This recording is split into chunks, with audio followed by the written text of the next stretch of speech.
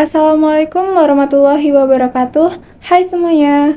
Sebelumnya perkenalkan, nama saya Dia Ramadhani, NPM 23412060 dari kelas akuntansi 23A.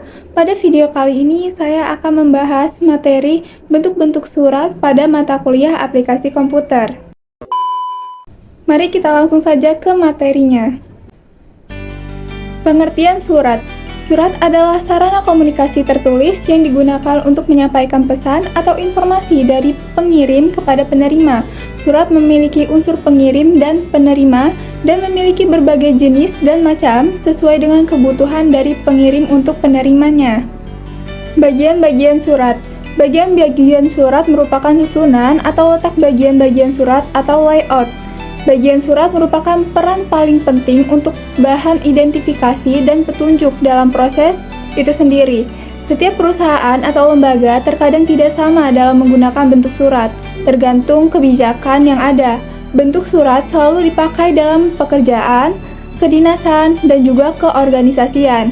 Bukan hanya itu, surat juga memiliki bentuk susunan atau bentuk struktur yang berbeda dengan lainnya. Yaitu yang pertama ada kepala surat atau kop surat. Bagian paling atas dalam surat adalah kepala surat atau kop surat. Kop surat memuat informasi mengenai nama, logo, identitas, dan alamat kantor lembaga pengirim surat. Fungsi kop surat juga penting sebagai media promosi dari lembaga atau perusahaan pengirimnya. Yang kedua ada tempat dan tanggal surat. Pencantuman tempat dan tanggal surat bertujuan untuk memberi informasi mengenai kapan dan dari mana surat tersebut dikirim. Tempat surat kadang juga tidak dicantumkan kembali jika sudah ditulis di alamat instansi pada bagian kop surat, meski kadang juga dicantumkan kembali. Yang ketiga, ada nomor surat. Penomoran surat ini dilakukan oleh surat resmi yang dikirim oleh lembaga, instansi, perusahaan, atau organisasi yang resmi dan terdaftar. Penggunaan nomor surat biasanya meliputi nomor urut penulisan surat, kode surat, tanggal, bulan, dan tahun penulisan surat. Fungsi nomor surat ini adalah untuk memudahkan pengaturan dan penyimpanan surat serta mengetahui jumlah surat yang dikeluarkan oleh sebuah lembaga. Yang keempat, lampiran yang disertakan.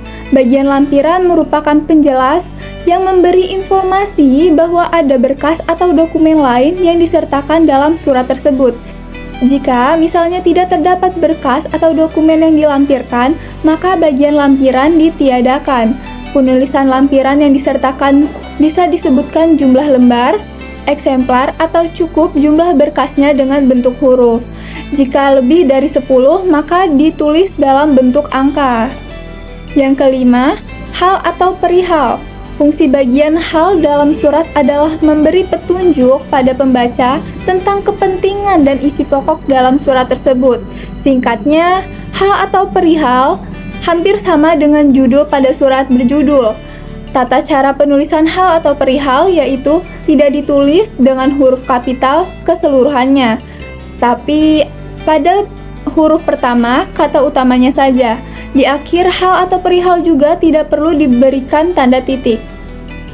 Yang keenam, alamat tujuan. Alamat tujuan juga menjadi salah satu bagian surat, yaitu alamat yang dituju dalam pengiriman surat. Terdapat dua alamat tujuan yang ditulis, yaitu alamat luar yang ditulis di sampul surat, serta alamat dalam yang ditulis di bagian dalam kertas surat. Pada alamat di bagian sampul harus ditulis secara lengkap, sedangkan di bagian dalam, alamat tujuan boleh ditulis sebagian saja. Biasanya juga ditujukan orang atau instansi yang dituju dan menggunakan kata-kata seperti Bapak atau Ibu atau yang terhormat. Yang ketujuh, salam pembuka. Fungsi salam pembuka adalah untuk membuka pembicaraan dalam surat sesuai adab sopan santun. Salam pembuka berisi sopan sapaan pada umumnya. Penulisan salam pembuka diawali dengan huruf kapital dan diakhiri dengan tanda koma. Yang ke-8, isi surat.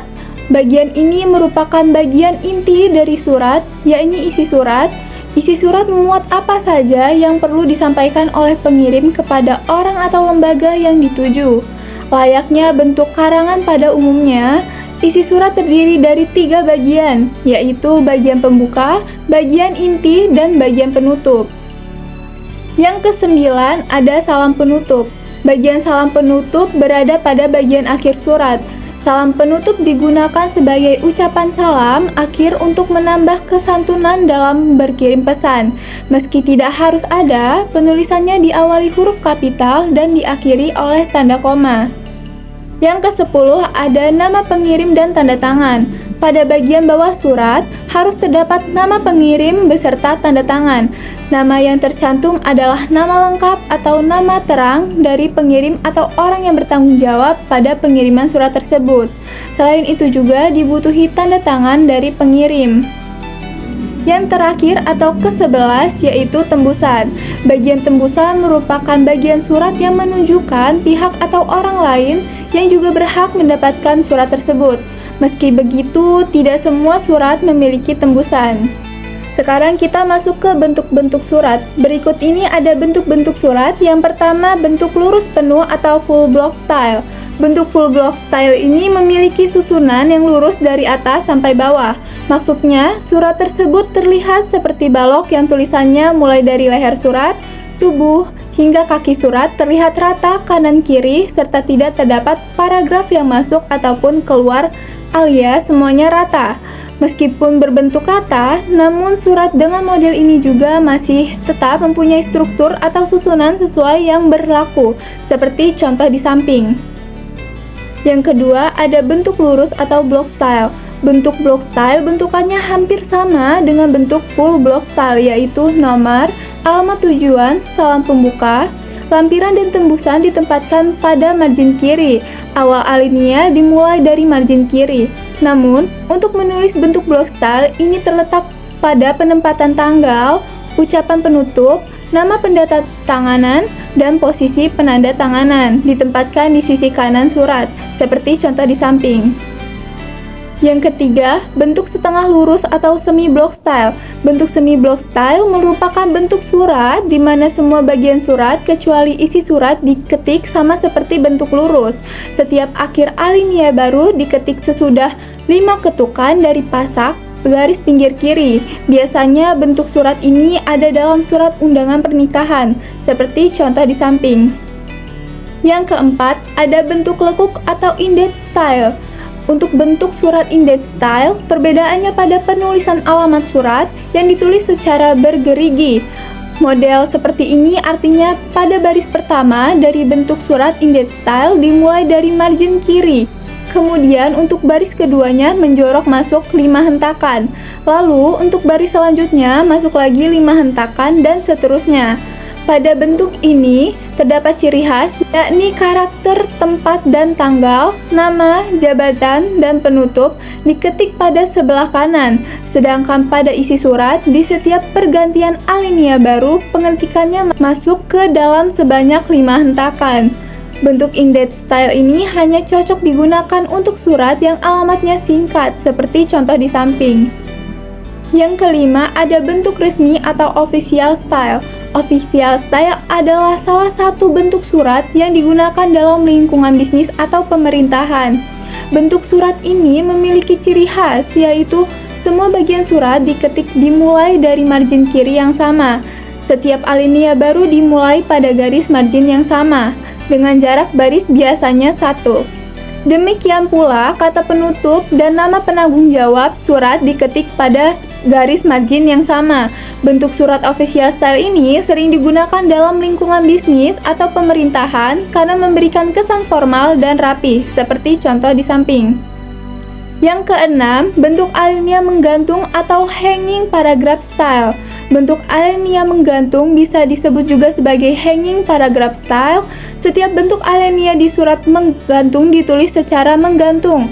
Jadi hanya di awal alinea saja yang mulai dari margin kiri. Pada baris-baris berikutnya dimulai menjorok ke dalam sejauh 5 hentakan dari margin kiri, seperti contoh di samping. Yang ketujuh atau terakhir yaitu bentuk resmi gaya baru atau new style formal. Bentuk surat resmi gaya baru atau new style formal adalah salah satu bentuk surat resmi yang digunakan dalam lingkungan bisnis ataupun pemerintahan. Bentuk surat new style formal ini hampir sama dengan bentuk surat resmi lama, namun terdapat perubahan pada penempatan alamat tujuan dan isi surat yang ditulis di bawah huruf pertama nomor, lampiran, dan hal. Penulisan dalam penutup, nama jabatan, tanda tangan, nama penanda tangan, dan NIP dimulai dari tengah kertas. Bentuk surat new style formal ini memberikan kesan modern dan profesional, seperti contoh di samping. Sekian video materi dari saya, semoga apa yang bisa saya sampaikan dapat bermanfaat untuk kita semua. Mohon maaf apabila ada kesalahan, saya ucapkan terima kasih. Wabillahi taufiq wal hidayah. Wassalamualaikum warahmatullahi wabarakatuh.